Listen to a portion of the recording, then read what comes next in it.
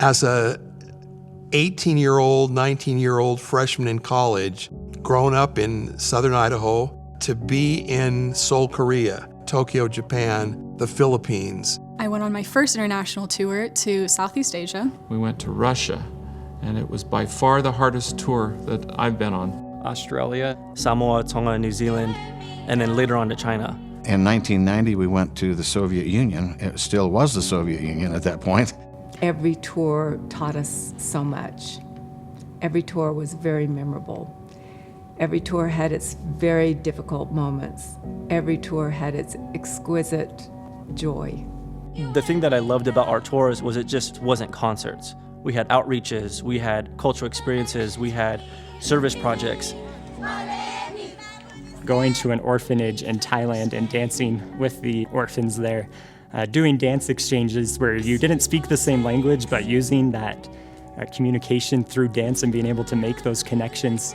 It opened my mind in ways that I feel like it wouldn't have otherwise. If I had gone specifically for my major, I really needed to learn those experiences through performing. That I was able to make those connections and make them stronger through performing. And so I think in my life going forward, I have an enlarged perspective and more confidence to reach out and interact with people who are different than I am, and to bridge some of those social and socioeconomic and political barriers that oftentimes form that chasm that separates us.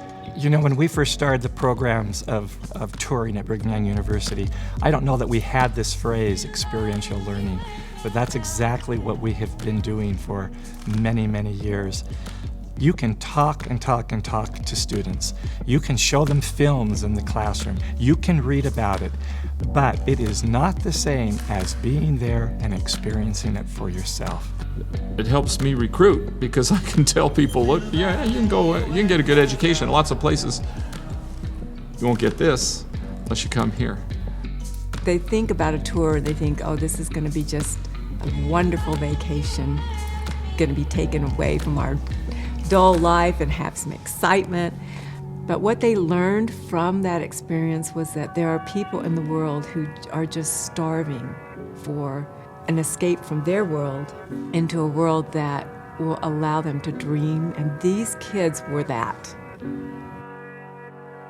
To give the history of performing arts management, you have to go back into the mid-'60s with Mary B. Jensen taking her group, the International Folk Dance Ensemble, over to Europe, but she had to mortgage her house in order to do that. You have Janie Thompson, who had Program Bureau, which was Young Ambassadors, Living Legends, and those two women really, they started the international touring here at BYU.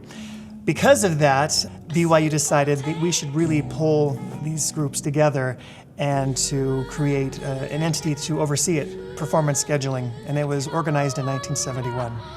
So much of what we were able to do was because performing arts management had forged relationships, personal relationships, all the way up, you know, from the truck driver to the government official that could open the door to get this made or that done.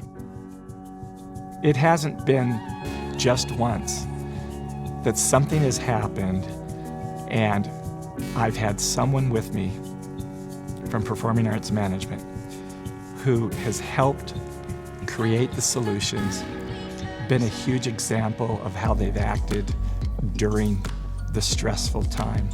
It completely allows an artistic director to be the artistic director. They focus entirely on the show, on the students, on their preparation for the show, on all the things that will make that part of the tour, which we've seen from all our stories, is not necessarily the most important thing because so much happens not in the shows, but they allow the artistic director to focus on those things and still provide the students with all of those surrounding activities that are part of their learning experience in such an important way. So that partnership, that collaboration, is what makes the tours a powerful learning experience for the students.